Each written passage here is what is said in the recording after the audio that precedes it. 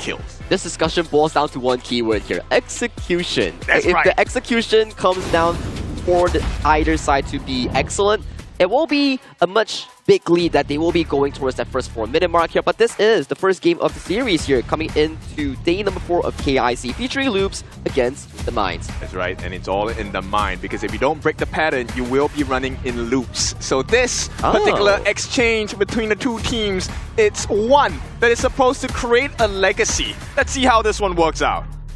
Let's see how it all goes down here. Ladies and gentlemen, it's day number 4, kicking off of the KIC. And it is going to be Twisted Minds going up against Loops. A best of 5 here to see who continues their tournament life. That's right, and everything starts in the mid lane here, right? This is probably the earliest setup you will see from both teams. HIGHLIGTS is looking for that second skill catch, and one as well, looking for the big knockup. He will be able to take out Shanks once he hits level 4 in one combination, especially if he's ahead in EXP. Yeah, if you're paying attention up to the top side of the map here into the clash, we're going to get some freaky knights, but also, if you want some freebies in game, you pop into the CD keys, clash for it. Yep, straight away. They're already freezing the lanes on the side of Twisted Minds. 90 doing a good job of controlling Fricks. He's so low and he gets the first blood. I mean, we should have just paid a little bit more attention to the upside of the map there. I mean, it looked pretty low for the side of Loops, but 90 coming in with that first blood is going to be huge here, creating that pressure already into that upper half of the map. We talked about it. Clash lane is one of those lanes you cannot lose the 1v1 because instantly you're on the back foot. And Twisted Minds, you know, when you give them a lead, they never let go. Yeah, and if you need to move forward, you definitely need 2 feet, right? Like, I mean, you can hop forward, but it's not as kind of aggressive. It's not as kind of stable. But now Loops has to kind of try and reclaim some kind of sense of stability here. Yep, so Loops at this point, this next rotation is going to be very important, right? Once ABH comes to the top lane for the clash, yes, he needs to be able to make something work, and hopefully this is a rotation with one as well. Yeah, into the mid lane here, obviously just 3 men committed on both sides of these two teams, just looking to try and get the pressure into that minion wave. Obviously just giving over all that lovely bit of gold to the side of ABH there. I mean, you need to try and maintain clean, aggressive pickup in that jungle. Yep, and this one's super interesting because ABH actually gave away his Crimson buff to the side of Bento here. Obviously, I don't think this is ideal, but take a look at what's happening here. 1,000 gold ahead for the side of Twisted Minds. This is a scary situation to be in. Very. I mean, just at 2 minutes as well, right? Like, that could really be the setting the standard here of Twisted Minds as they are 1k gold ahead for now. But Loops, obviously, maybe just trying to do some, like, damage control here. Obviously, they have lost the first blood already pre-4 minutes. So, damage control up until the neutral objective coming through here might be the game for Loops. You know what the game plan is from Twisted Minds, right? At this point, they're waiting for that 3-minute mark, or even from this point on, burn a flash. We don't have to get the kill, but we will take your common spells away. Yeah, just burn them all out, make sure that the team fight into the neutral objective is going to be a little bit more easier for the side of Twisted Minds. They're obviously using the space right down to the mid part of the map here. Just means that Clean is going to get more access to those minions. But I mean, you're seeing the pressure onto the side of Freaks in Loops, right? Like, all top side, he's just constantly got minions crashing into that T1. He got taken down, first blood, a lot of pressure from Twisted Minds and Presence. Which means, look, it has to be in the farm lane. That's the recovery lane for the side of Loops, right? Right now, Shanks is doing a very good job of making sure that Bento does not stay ahead in the competition. Meanwhile, this 3-man rotation, while it is mirrored by Loops, Twisted Minds also do the same, which means they are keeping that advantage at bay. Yes, I mean, now we get a 4v1 dive onto the bot side of the map. Bento is going to get taken down. Ride the wind, puts him in place. Very, very clinical coming in from the side of Twisted Minds. What we expected today of them as well. I mean, as soon as you saw 3 men rotating down to the bot side of the map, you know Bento's time was up. The wind was taking at the sails. Yep, and it's also watching a watch, right? Because take a look at the timing. 4 minutes, what a time at the head for the side of Twisted Minds. Right now, we'll take a look at what kind of decisions both teams will be making. Freaks, of course, still behind in the XP against 90, but he does have vision on 90, so that's good information for the side of Loops. Good information is what is needed in these games, because as Sagi always says, intel is the wintel. Oh, hang on! 4 minutes, obviously getting stunned here. It's going to be the takedown of Man O'Fraser. You have lost the cannon blast into this neutral objective fight, meaning the ABH and one are just like, guys, we got to let this one go. Yep. man down, being fried as well. Twisted Minds, 3 kills already in this 4.5 minutes, as well as a Tyrant take and a T1. This should be a guaranteed T1, which means Twisted Minds extend their goal lead. Yeah, Luke's just looking to sort of make sure and secure this Crimson Golem, but you can already see here, City Boy, HIGHLIGTS maybe just trying to get the check here, get the phase check into that brush to the backside of that Crimson Golem camp. But for the detriment of Loops, they were able to secure that Crimson Golem. And if you feel that it's been already hard to catch Shanks, it's going to be even harder, right? So right now, even if you get a catch... Oh, trying to get the clash shots clean here. It may be the potential takedown, but the Mirror Domain is obviously going to not extend any further than that circle. But 1 gets taken down and made into 0 into that mid lane. And this is what we're talking about, right? City Boy is also so scary because not only does he have control, he has damage as well. And now Freaks. This is rare, a clash laner that is scared of taking a 1v1 against a role. I mean, this is just City Boy, right? Obviously, KMW, he wasn't there, but in the KWC, he was definitely one of my favorite support players. He knew what to do in terms of getting intel, in terms of where his positioning needed to be. Yep, and you can see the pressure coming in from Twisted Minds. They're just looking for that perfect setup. All they need is one catch from HIGHLIGTS or a stun from City Boy. I mean, trying to contest the Azure Golem here, but it is going to go over to ABH. So again, another bit of a saving grace here for the side of Loops from the Chalk BR region. If we're looking at this one, Ken, what does Loops need to do to get out of this sticky situation? I think really just try and get more kills. I know this is not the best advice because most of the time when you're behind on farm, it's really buy time, get farm, and then you really try and equalize the goal at the 20-minute mark, or maybe at a 10-minute mark at earliest, right? But for now, I think because of the pressure of Twisted Minds, you can't allow them to really dive deep here. You need to give them that mental deterrence. Okay, mental deterrent maybe getting placed down here. Obviously, one doing a lot of damage onto HIGHLIGTS, but HIGHLIGTS has managed to escape out of that Mirror Domain.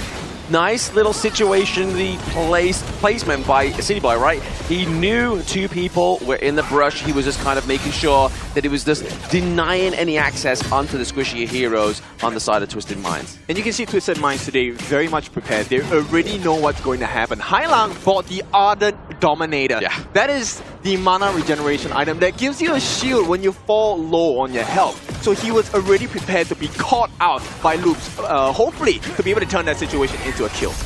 Okay, right now, Loops 1 has to pop the ultimate here of Xiao Xiao, just by kind of like use it more as a zone out potential here, but now into the back line is going to be Freaks, but it's going to be the Truth Margin that hits onto Clean, and that is not going to be enough to save that T1 into the mid lane. A bit of aggressive play there by 90, maybe trying to get a bit more of victory for the side of the boys on Twisted Minds, but hey, you got the T1, just get out. Exactly. Oh, nice pull though. Monoprizer will make it out for now. Look, Twisted Minds, I don't think they're too concerned because Clean will come back. That T1 won't. Yeah, exactly. The pressure is always going to remain there for the side of Loops into the mid lane. And we look at that gold lead, it's still around a bit, that 2k gold lead in the favor of Twisted Minds. But we have to give props over to Loops here, right? They are trying to get more pressure into these side lanes, obviously just trying to mitigate any kind of privilege that Twisted Minds have. It's not going to be easy, right? Because if you take a look at the goal difference now, Shanks as well as Vento, the farm laners on both respective teams. This one is going to be a little bit of a challenge because they already have the Master Sword onto Shanks. He's going to have extra damage every time he uses a skill. And this will be the difference maker because Loops, on the side of Vento, he does have the Eternity Blade, but that's just one item lesser for the side of Twisted Mind. Yeah, the Eternity Blade being built here, obviously onto Vento on the Chano. We see the Cloud Piercer as well, so going into the Daybreaker. I mean, that's their kind of like late game assurance, right? It's obviously the Chano, obviously making sure he's not getting caught out into these team fights, which can be a problem here. But more problems start to arise by Twisted Minds as they take the second Tyrant of the game. Yeah, I mean, it's a race for time between Shanks and Vento as well, right? The first one to get that Daybreaker, potential catch off here, obviously just using the Unending Sorrow there. Just it's like, hey guys, you know what? The perfect person to be the brush right now is City Boy, right? Yep, for sure. I mean, you can burn that ultimate out.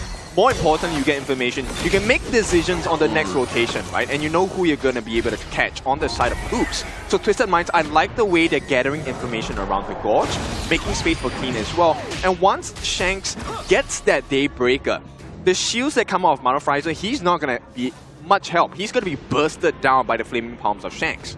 Exactly, yeah. Those shieldings are going to get completely run down here onto the side of Loops' Mano Fraser when we start to see Shanks getting close by. He has the Daybreaker just being built there, so even pre-10 minutes, building a Daybreaker, you know for a fact this game's going quite well for Shanks. Yep, and it's a recovery process for the side of Vento. They need to burn the shields of Clean. That's the biggest thing. Especially when he changes form, he gets the extra shield, right? So take a look at the gold now. Clean, obviously, at the top of the standings, but Shanks very close by, close to 8,000 as well. I mean, not just that as well, right? Like, if you look just between Shanks and Vento, it's like 1.1k gold lead here for the side of Twisted Minds, but City Boy might be getting caught out here. He does have the Ending Sorrow as well. He does use it, but it's going to be the takedown onto ABH. That's not when you want your jungler to fall, is in that neutral objective territory, especially when they have just gone into the Shadow, Tyrant, and Overlord. Yeah, Twisted Minds, they find their strength right now, and they take the 10-minute Tyrant. This is the Shadow variant, like you mentioned. So this means more fighting prowess for the side of Twisted Minds. And Loops, the pattern has not been broken. They're running in circles.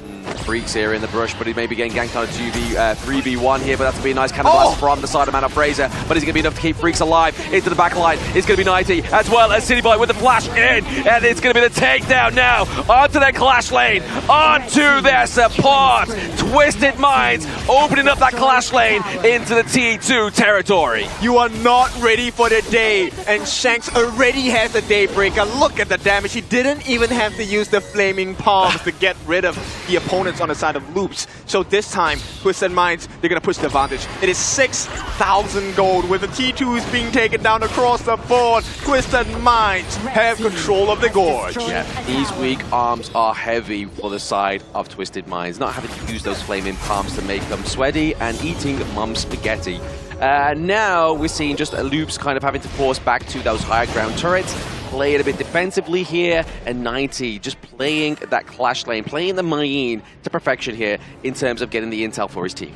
1,000 more gold. That's what Shanks needs, and he's going to have the Siege Breaker. This is not an item you want to see on the Lung Diaoyan at this point of the game, especially if you are a Chalk BR fan. But for the major West fans, Twisted Minds, this is exactly what they're supposed to do. This is their job. It is to win.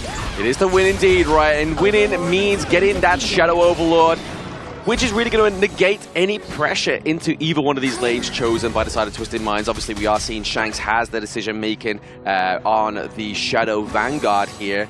Up down to the bot side of the map, maybe potentially to stop that push into the T2, or maybe they're going to force a team fight into one of the lanes. I think it's just making sure that they are very disorganized on the side of Loops here.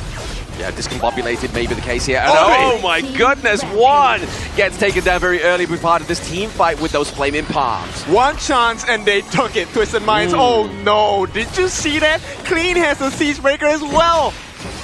Going for a Siege Breaker. He's looking to do a lot of damage onto the enemy team as this moment in time. The higher ground turret gets taken down, top side of the map as well. Bit of a rotation here coming through, but no Vanguards to help take it into the mid lane.